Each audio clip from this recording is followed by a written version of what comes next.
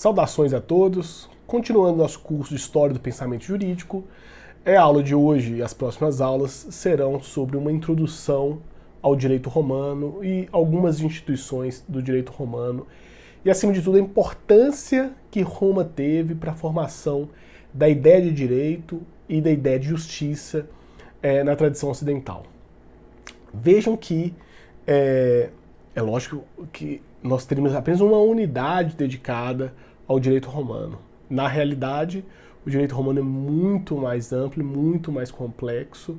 Eu vou tentar evidenciar aqui nessa aula algumas questões até de ordem organizacional dos estudos de direito romano no Brasil, para a gente poder ter uma certa ambiência quanto o que significa estudar direito romano ainda no século XXI. É necessário ou não?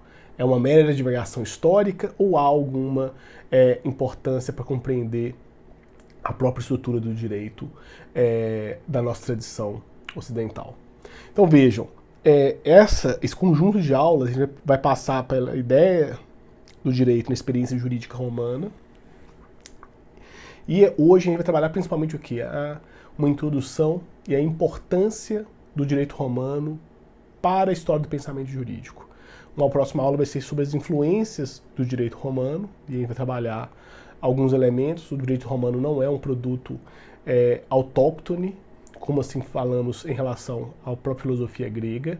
Existe uma formação histórica muito interessante do próprio direito romano. Depois, alguns traços característicos desse primeiro momento das aulas em relação ao direito romano. Oportunamente, nós vamos trabalhar questões mais específicas quanto à história interna, história externa do direito romano, sobre as magistraturas de Roma, sobre a figura do Senado, por exemplo. Então a gente vai ter algumas opções aqui para poder trabalharmos um pouco noções de direito romano. Vejam que essa faz uma parte da unidade da disciplina de História do Pensamento Jurídico, mas também existe a disciplina optativa de instituições do direito romano, que ela é ofertada de tempos em tempos aqui entre nós. Ok? Então, enquanto a importância e razão, eu colocaria que existiriam algumas razões interessantes aqui. Razões de ordem histórica, razões de ordem prática e razões de ordem técnico-jurídica. E colocaria da seguinte forma para vocês. Parece um pouco categórico dizer isso, mas sem grande receio eu afirmaria para vocês que, até baseado numa discussão que os próprios portugueses colocam, todo bom civilista é um bom romanista.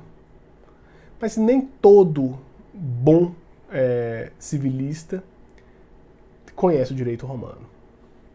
E esse é um ponto que é muito interessante, porque na tradição lusitana, por exemplo, o direito romano é muito mais estudado, o direito canônico, por exemplo, também é muito mais estudado lá do que aqui. E, acima de tudo, para entender o direito privado e o direito civil em específico, o direito romano é, assim, talvez uma das grandes ferramentas. E aí é uma coisa que tem que separar aqui, claramente. Uma coisa é o estudo do direito romano na sua estrutura, na sua história, na sua formação enquanto uma grande criação, vamos dizer, prudencial em relação ao direito. E outra coisa é pensar um mero estudo muito específico sobre, por exemplo, as instituições do direito romano ou o direito romano positivo lá do passado.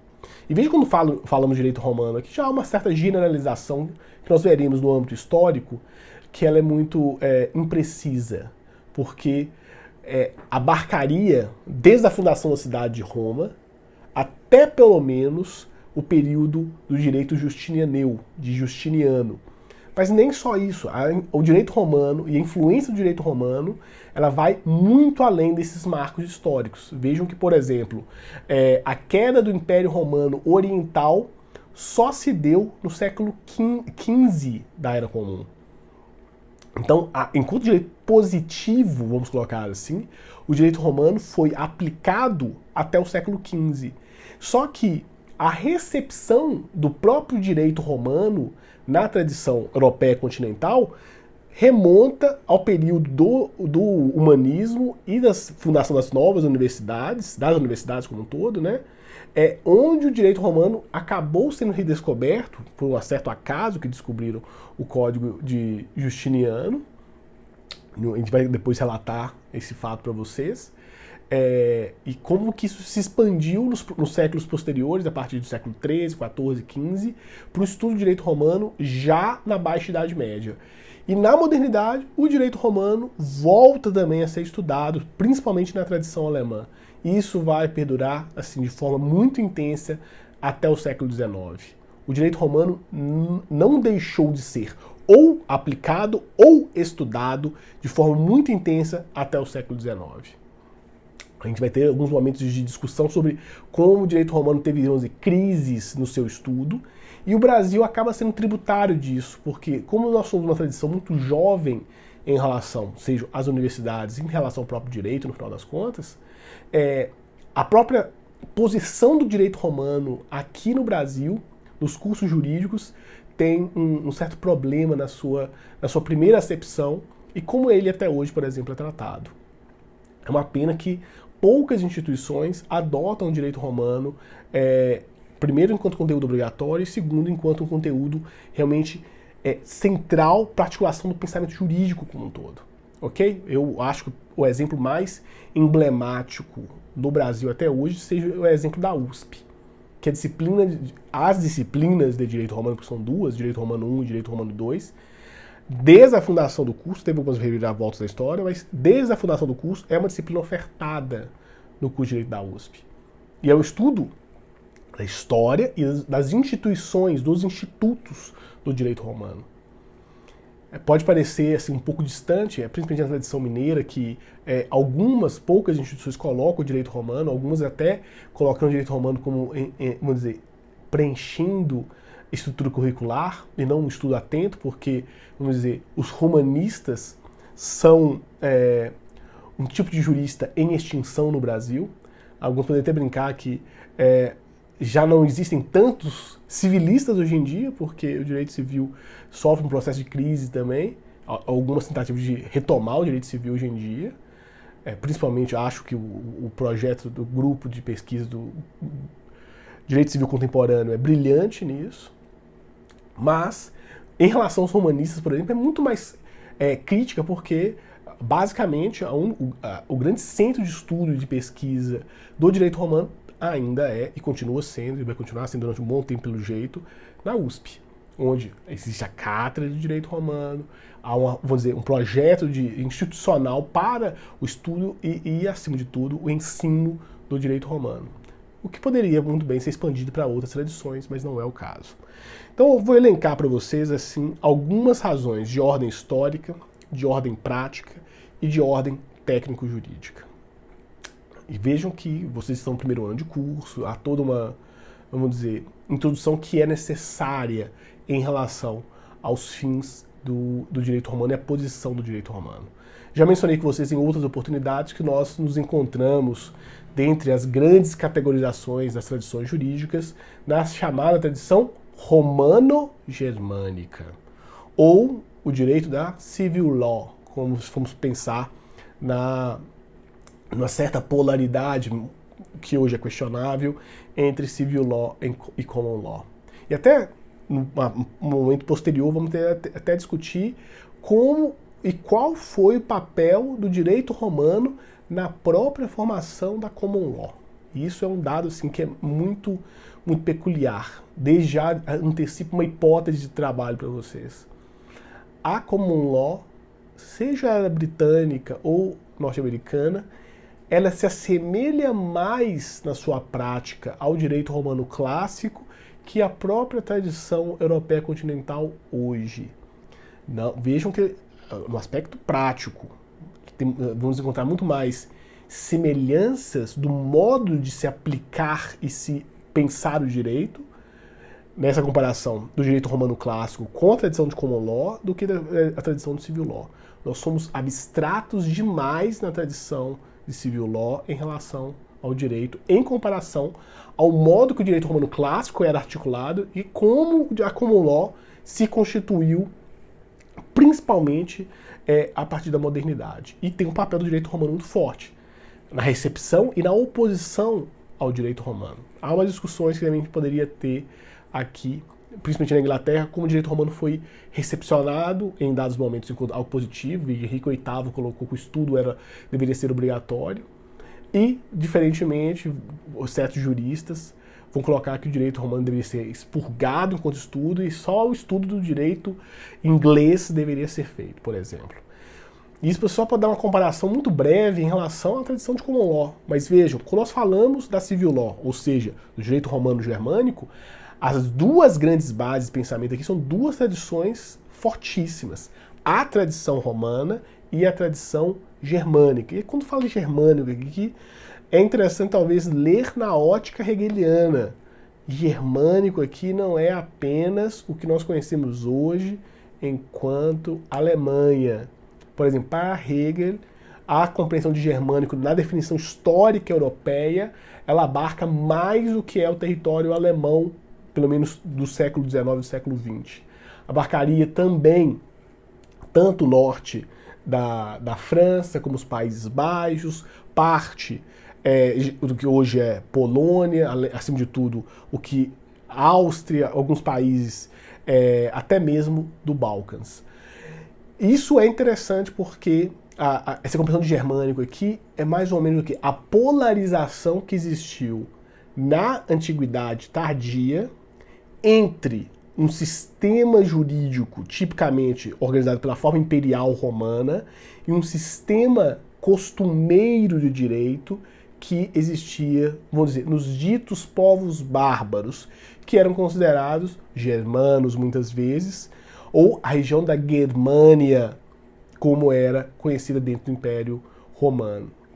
E isso é muito interessante porque haveria quase que uma pretensão por os romanos mais puristas dizer que direito só existe em Roma. E essa é uma discussão possível de ser feita. Talvez o direito, enquanto prudência, com a organização estrutural que o direito romano deu, vamos dizer, aos costumes antigos de outros povos que foram assimilados e reestruturados com a forma jurídica, seja de fato uma criação tipicamente romana. E era quase que um elemento de ostensivo de Roma falar de seu direito. Diferentemente das tradições ditas bárbaras, com todas as aspas aqui, que obviamente possuíam as suas normatividades costumeiras, mas não com a roupagem que Roma tinha. E isso pode levar a uma certa incompreensão sobre o fenômeno da normatividade. Normatividade há em qualquer, vamos dizer, grupo social com alguma estrutura de intersubjetividade. Mas a forma jurídica que Roma deu é algo um pouco mais difícil de se encontrar. E isso é muito importante porque esta forma jurídica, e acima de tudo, as categorias que o direito romano vai criar, é que são definidoras para a própria formação do direito moderno. Falar em direito moderno, falar em pessoa no sentido jurídico, falar em coisa, propriedade, posse, são todas categorias que são tipicamente romanas, construídas pelo direito romano.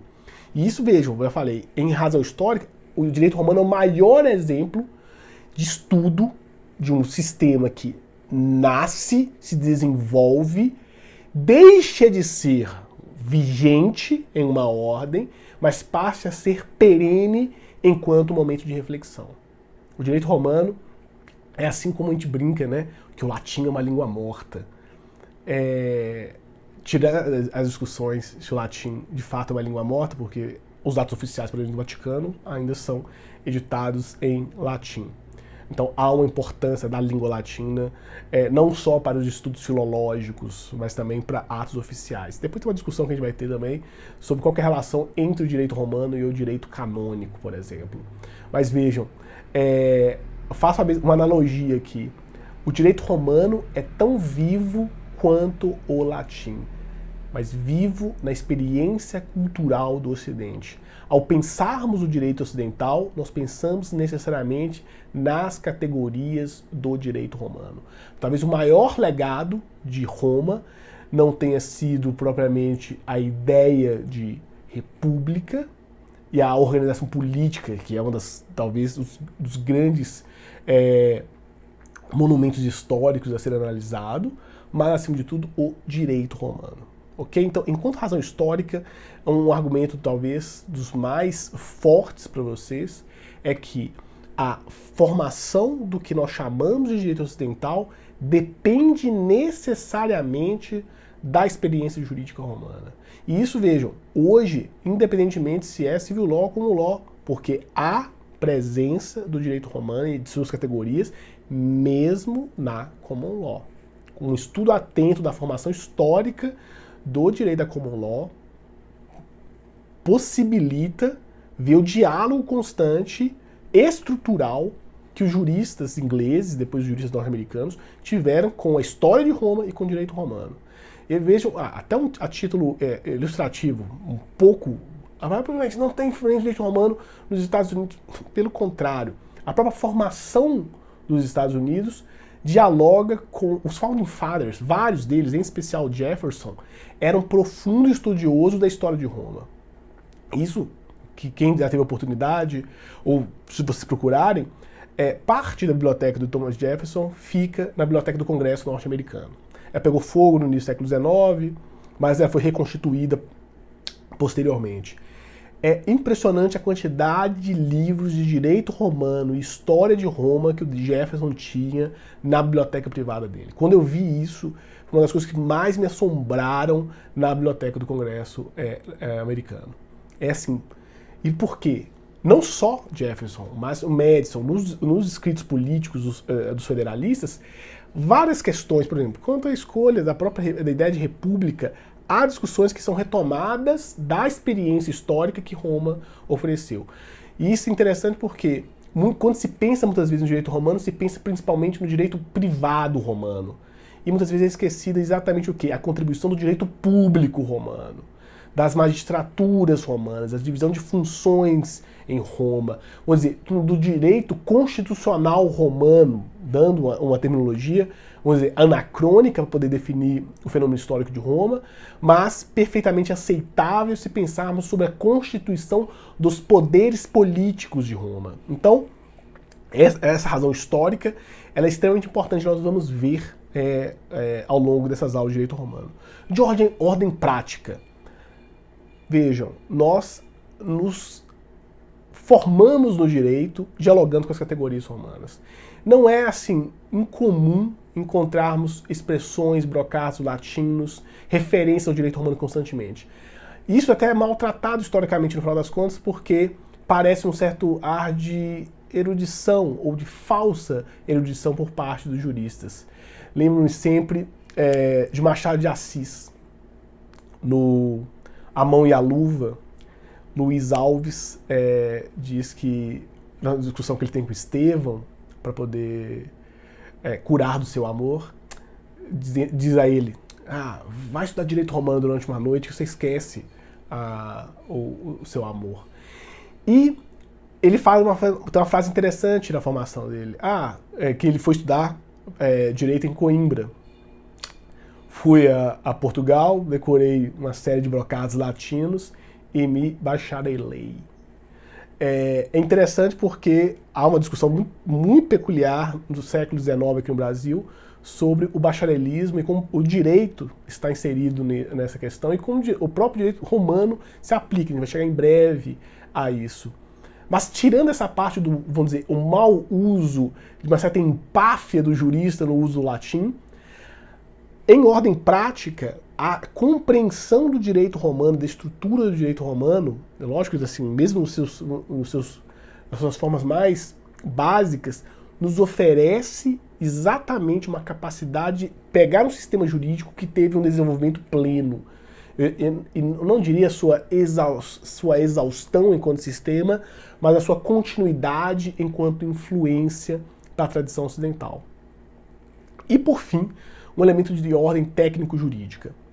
O modo como os jurisconsultos romanos procediam em relação ao caso concreto e a formulação, vamos dizer, com todas as da sua doutrina, porque nós vamos ver que existem, vamos dizer, formas específicas da manifestação dos jurisconsultos em Roma, formou um modo de pensamento único na tradição, vamos dizer, humana como um todo. O direito romano se distinguiu radicalmente de qualquer experiência jurídica que foi coetânea a ele. Vocês não vão encontrar semelhança, assim, vamos dizer, uma estrutura tão complexa de direito, com uma organização como Roma teve. E os outros povos tiveram direitos, leis, mas o direito romano elevou o direito a, vamos colocar aqui, com todas as aspas, a uma ciência. Porque uma discussão que eu sempre faço, se o direito de fato é uma ciência, se o direito é uma arte prudencial, como os próprios romanos colocavam. Mas é uma discussão muito mais afeita à introdução à ciência do direito do que aqui na história do pensamento jurídico agora. Então, nesse elemento de ordem técnico-jurídica, a nossa terminologia, o nosso vocabulário jurídico, ele é tributário da tradição romana. As categorias jurídicas romanas formaram o direito ocidental. Não só as categorias jurídicas, até mesmo muitas categorias políticas derivam da experiência romana. Roma é o exemplo do Ocidente. E há uma discussão que Roma é o Ocidente também. A gente pode depois até se dedicar a isso. Mas, vamos dizer, a imagem perene de Roma para a tradição ocidental. Esse seria um dos nossos aspectos assim, mais importantes. E aí, brevemente, quero passar aqui quanto à posição do estudo do direito romano na tradição brasileira, para poder mostrar para vocês que desde a fundação dos cursos jurídicos, isso é muito forte e muito presente. Desde a fundação dos cursos, o direito romano já estava presente.